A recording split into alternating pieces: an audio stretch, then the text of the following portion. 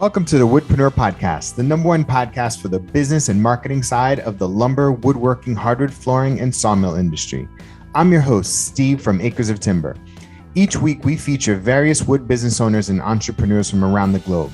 We share their stories, paths, insights so that you can network, learn, and grow your own wood business. Thank you so much for listening. Now enjoy the episode.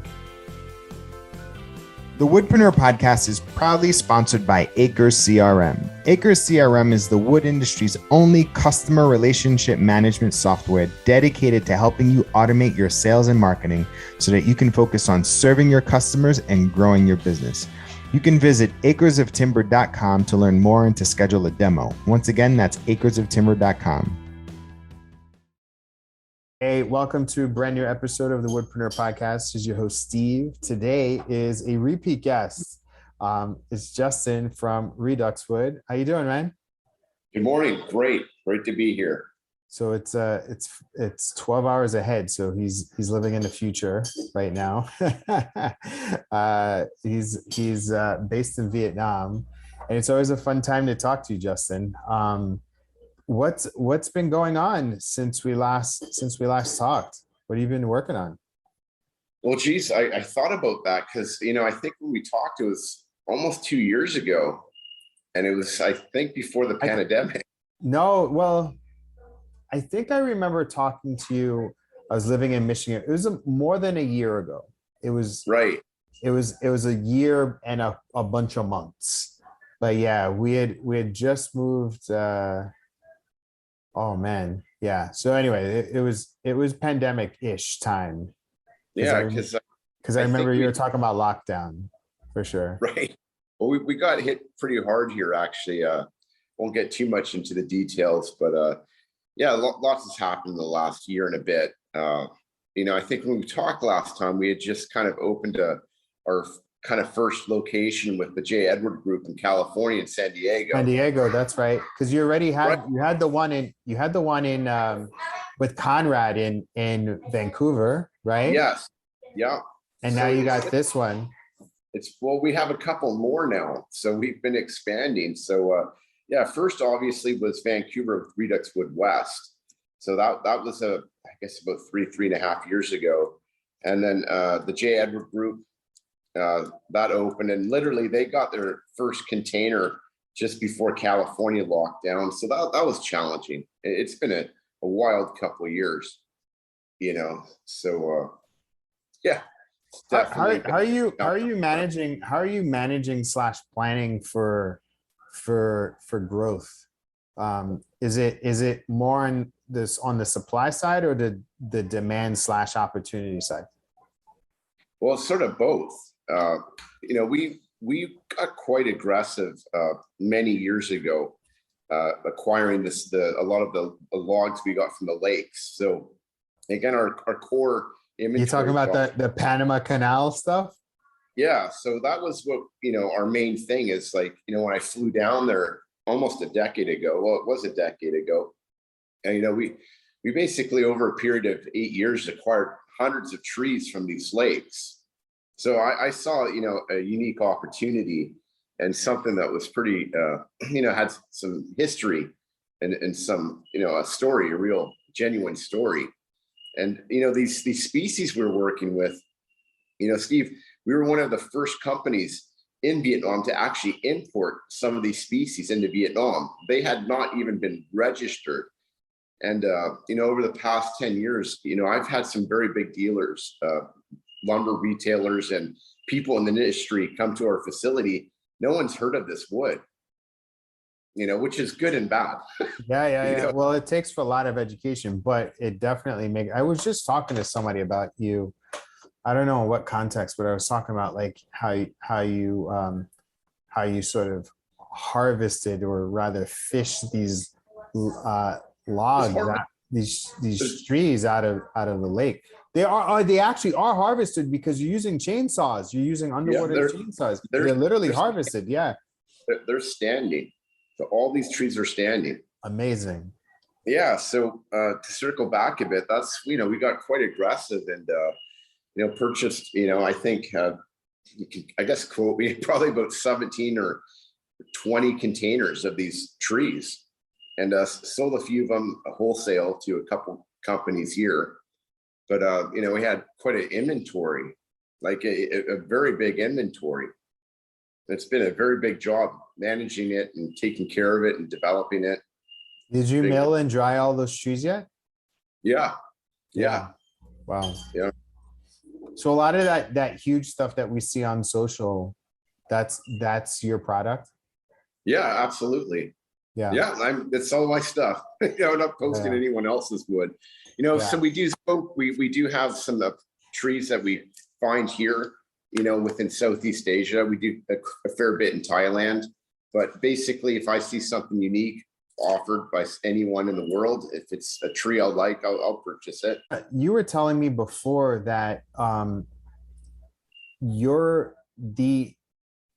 there's a lot, a lot of people don't know that Vietnam is like a furniture building capital of the world, right? Like there's a lot of furniture. It's in the top 5. It's definitely in the top. We were number 1 for a little while there when when the rest of the world was shut down for a while. We were number 1 for a while. Yeah, when I moved here, I didn't really understand the scale. Like, everyone knows that Vietnam makes furniture. Like, I think everyone knows, but it's like when you get here, you don't understand the scale and the volumes that are done.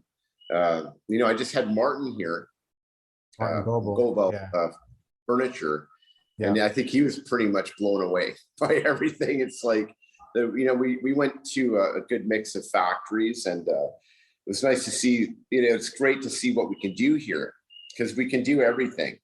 Yeah, we do it well.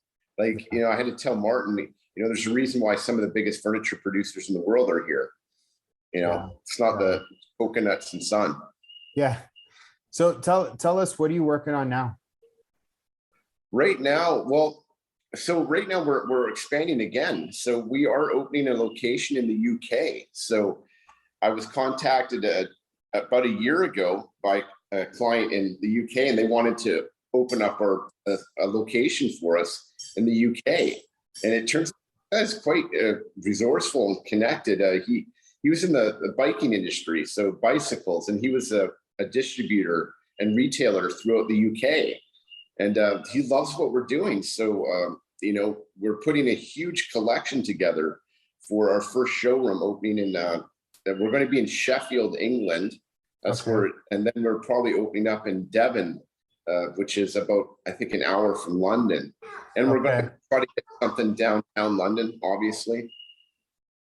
So that's been a big project. It's been delayed, of course. We had our 4th wave of COVID here in Vietnam, and basically we shut down for about 4 months, and it delayed quite a few projects. And you saw the big round table we built for the customer in Hong Kong. That was an insane project. That was a custom. How many seats did that fit? How many people? You could do 26. Comfortably 24. He actually needed, I think, 15. He has big chairs, so it was quite a big round table, but the circumference was 44.5 feet round, or 14.3, or was it? Yeah, 14.3 feet in diameter. So across. That was a beautiful table. Yeah, thanks. How are you managing the operations in a team with all of these sort of growth things? Are you like what types of systems or infrastructure are you investing in right now? Well, the core thing is, so the different locations we have, we're kind of like a consortium, we're a group, right? So they have their own operations, they know what they're doing. So I think the plan is, like, I'm kind of the mothership over here, and we all coordinate together and, find out what each other needs. And, I'm just right now, the last few months, just really working on the UK operation. So I'm just building a collection of 30 pieces for the UK. Quite a big collection. And so you're really relying on them and their know-how and the local to market. You're providing the supply and the material, and it's like a joint venture between you and them. Yeah, like we try to, they're kind of separated in some way. We are a group, but they have their own operations, they have their own wood. We work together to get what they need, coordinate with each other. What are you thinking you needing, planning? And so, we're expanding. And, basically after the UK's done, the UK project, I'll probably be really focusing on what do we need for 2025. Like we have probably, I think it's safe to say about 3 years of inventory. Wow. Current 3 or 4 years of inventory. And, but how long it takes to get some of these products, it's really almost a 2 to 3 year process. So we're going to be starting to have to really look at, well, what are we going to do for 2025? Knowing that we're expanding. Wow. Yeah. And it's for you, it's not necessarily a volume thing, right? It's about the quality, because your pieces are so big. It's not like you need a ton of board feet and a ton of volume. It's more about the quality, right? Or we're always about quality. We're all about story, having something unique. Quality is the number one thing. I price is the last factor. Of course, it's always an important factor, but the price is the last thing for us. It's quality. Where does it come from? What's the history on it? How rare and unique is it? Does it have history? Like those are the parameters that we look for. Too many people focus on price, and I think that's wrong. It's not about price. It's always important, of course, but for us, it's the quality. It's the quality and the uniqueness of the log itself. But also too, your ability to it's like you market the best parts of your product, and that's like the size, the uniqueness of the character. And so like that probably attracts a certain type of clientele, no? Yes. Yeah, no, absolutely. We're basically geared for people that want something that different, that they know they're getting something different. And it does take time to get from us, like from, Vietnam here, but I've kind of realized like the last few years that people don't care. They're planning if it's worth it, right? Yeah.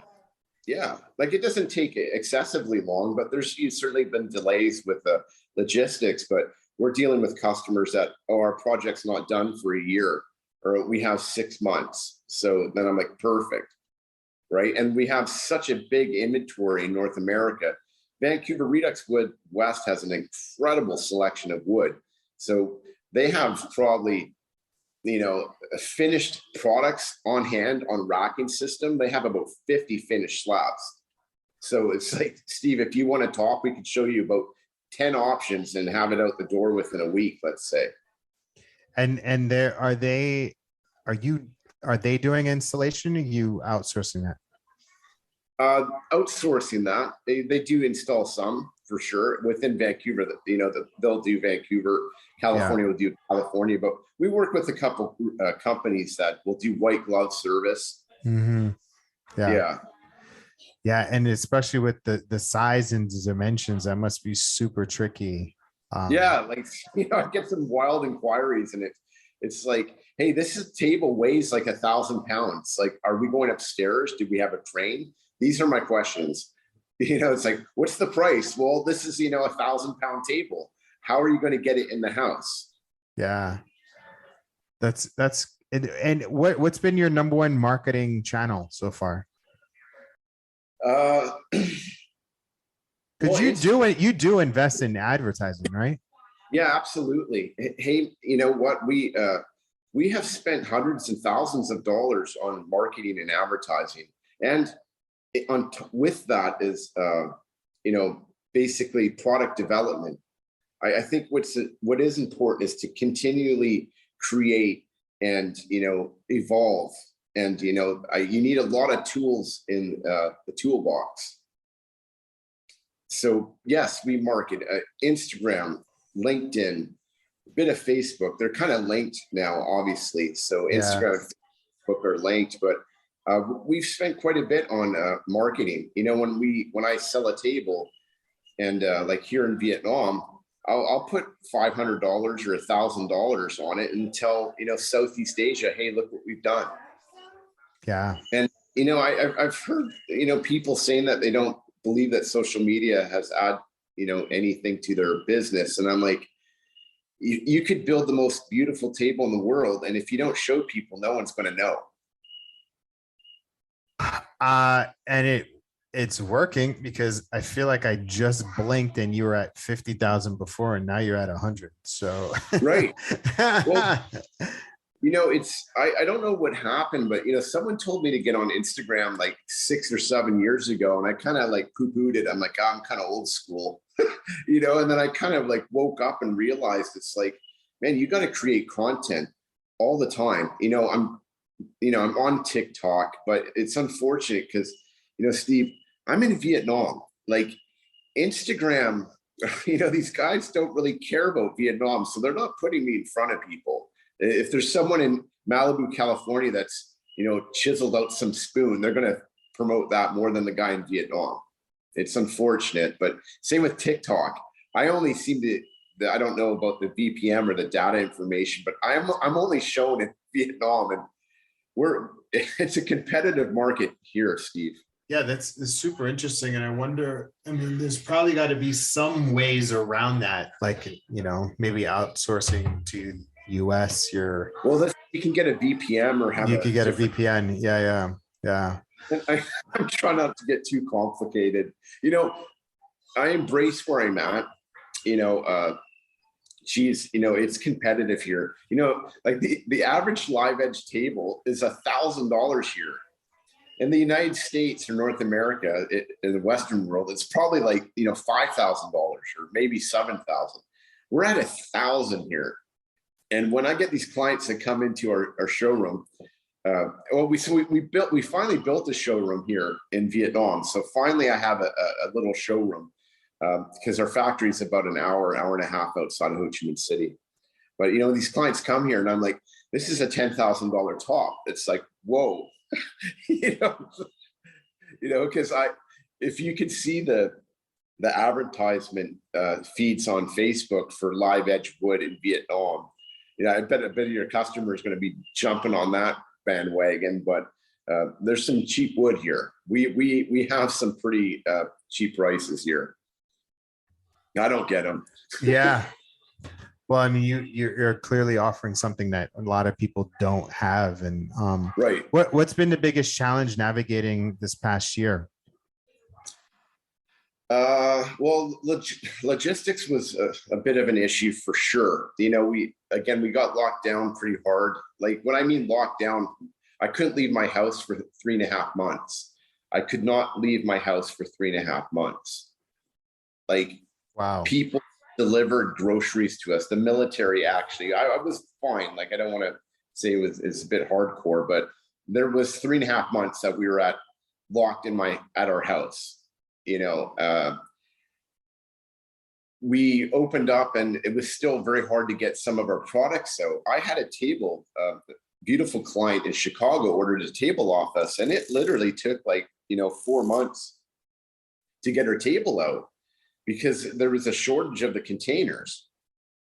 And even though it's just an LCL, so less than a container load, we didn't have to do the bookings. So I'm hoping everything's said and done and we're past all that. But I hope so too. Apparently all the containers were on boats outside of harbors because there was no people to unload them. Yeah, right. Also we had COVID's still a bit of a problem in China.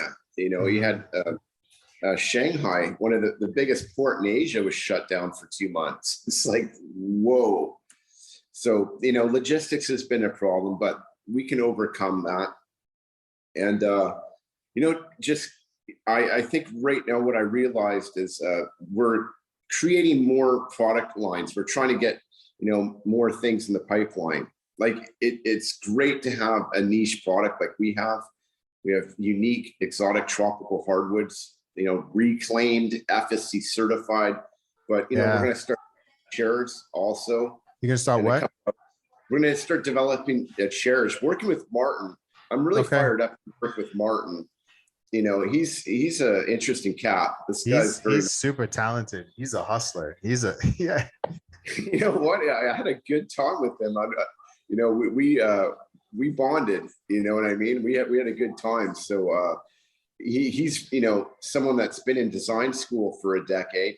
That's technically proficient in design, not very knowledgeable, but design, but also as a master craftsman. It's not often that you get this fusion of two people in one. Yeah, that's and cool. So he's built some beautiful chairs, and I'm going to oversee them and help market them for him. You know what I mean? I think he needs a bit of help, and he's like, yeah, you want to help me? And I'm like, yeah, why not? Yeah, no, that's awesome. I love your ability to network. I remember when our first interview, and you started telling me about all of your lumber selling history, your sort of your home building history, and your ability to, like, I think what really impresses me about you and your story is your ability to kind of look at a product and know that your product, how good it is, and the fact that it has no boundaries.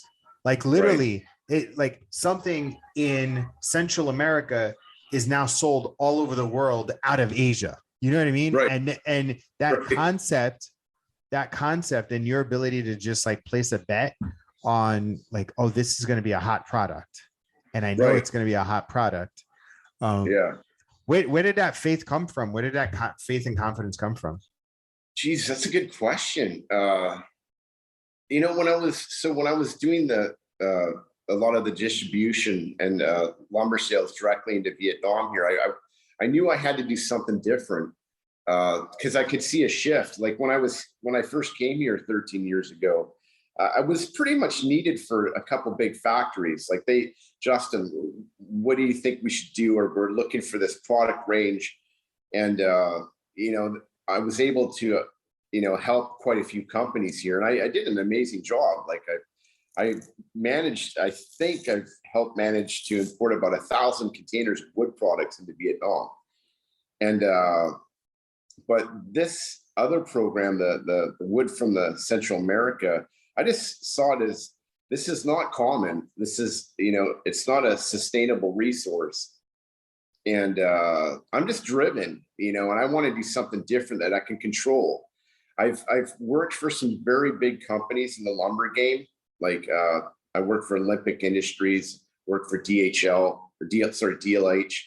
a Danish firm, and working at Dick's Lumber Yard. So I am well diversified in retail and wholesale. So that's one of my things. And I'm just grateful to have something that's mine, right? Ours, I should say, with my partners there. And, I have control of this, this last year, like, since things shifted and, the wholesale business has slowed down a bit for me, which has been a blessing in disguise because, at one point I was managing about 30 containers a month into Vietnam or throughout Vietnam. I did some local stuff, and that was really stressful and challenging, when you got $250,000 on the water, it's just like, it was had its challenges, so I'm grateful to be doing what I'm doing now, like controlling my destiny. Yeah, I think that's probably one of the biggest. I don't know. I like to say this, that if you're not waking up, and I feel like I've been saying this more and more in a more direct tone, that if you're waking up and you're working for somebody else, that you are building someone else's dream. Yeah. 100% correct, Steve. And you're doing a great job, man. You're getting people motivated. I think you've been, applaud you for your stick-to-itiveness and helping market people, get people to wake up and become entrepreneurs. And, the lumber industry is so vast. So vast. There's so many hustles. The more I talk to people, like there's so many angles. I'm saying this like the second time in a day, but like nature provides, right? Like, yes, sir. From the lakes of Panama Canal to, Yeah. to what, the forest in the south of France. Like literally there's Yeah. so much lumber out there that and I love that idea. I love the fact that like right before Martin came to see you, we were hanging out in Chicago, Right. from chef to table. And Robert Rising from NY City Slap. It was like this cool little wood entrepreneur club that was that people everyone has their own little niche thing that they're doing in their own city, in their own hustle, their own city.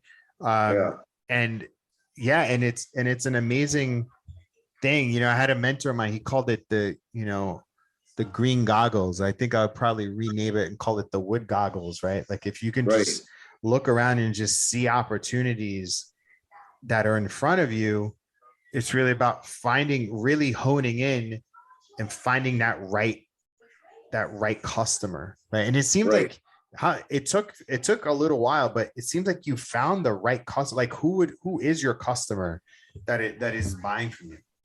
Well, I say this has come. We're dealing with the sophisticated, educated consumer that really wants something different, unique.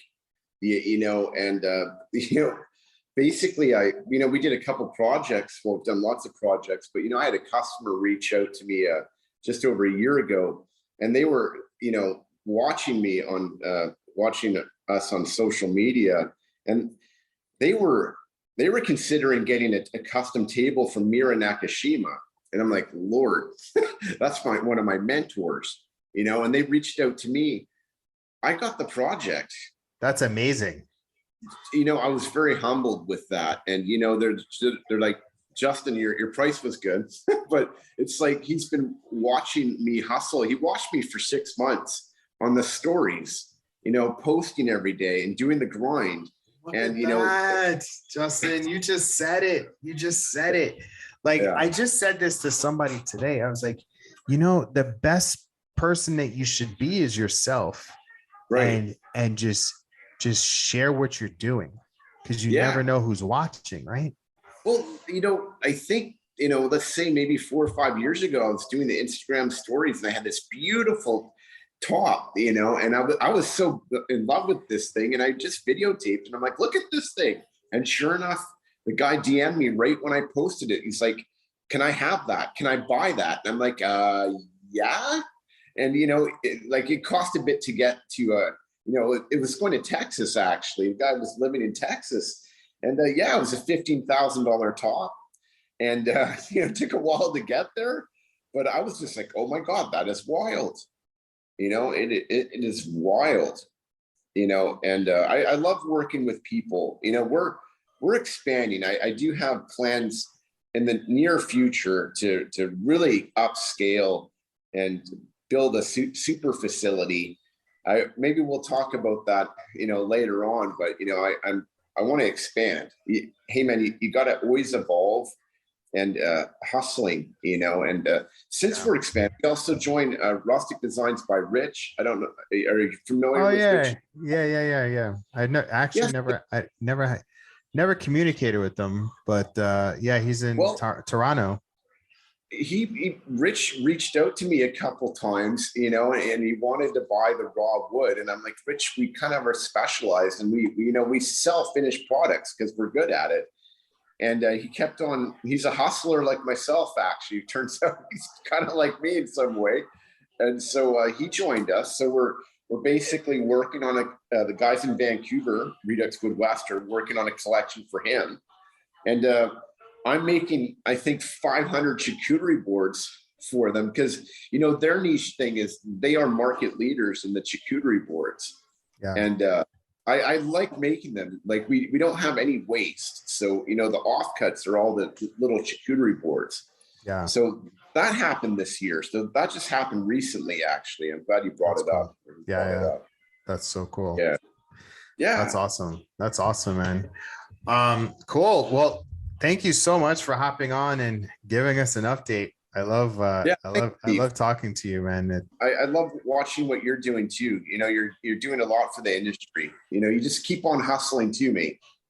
I will, man. All right, man. I'll talk to you soon. All right. You take care. Thanks so much. Thanks so much for listening to the Woodpreneur Podcast, the #1 podcast for the business and marketing side of the lumber, woodworking, hardwood flooring, and sawmill industry. If you like what you heard, please give us a 5-star rating and review. You can also tap into our community by visiting woodpreneurlife.com. Once again, that's woodpreneurlife.com.